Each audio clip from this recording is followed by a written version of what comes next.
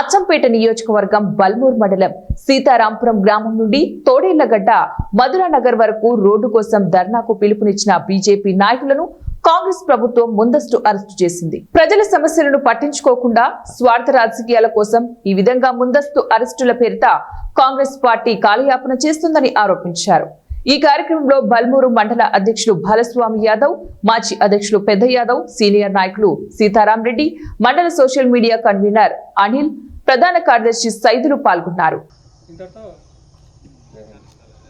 भारत माता की जय, भारत माता की जय, जय बीजेपी, जय बीजेपी, जय बीजेपी, भारत माता की जय, भारत माता की जय, बीजेपी जिंदाबाद, बीजेपी जिंदाबाद, नरेंद्र मोदी नायकत्వం వెంటనే వేయాలి, వెంటనే వేయాలి, వేయాలి, సీతారాముడు తోడగడ్డ రోడ్డు వెంబడే వేయాలి, వేయాలి.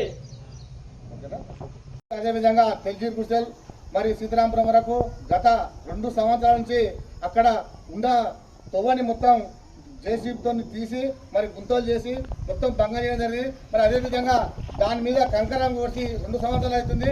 మరి సీతారాంపూర్ కాంచి ఒక 5-6 పర్లం దూరం మొత్తం మట్టి వేసి మొత్తం బుడిదైంది.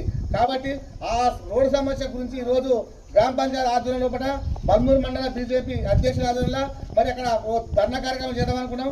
మరి ఈ యొక్క ధర్నా కార్యక్రమానికి ముందునే పసిగట్టి మరి గృహోద్యమం చేసి అరెస్ట్ చేయడం జరిగింది బల్మూరు పిఎస్ఓలు. కాబట్టి ఈ యొక్క ఎంతవరకు ఈ భారతదేశంలో ప్రజాస్వామ్యబద్ధంగా మేము ఈ యొక్క నిరసన కార్యక్రమం చేపడితే మరి ఈ యొక్క చేతగాని గవర్నమెంట్ ఒక అచ్చంపేటకు 5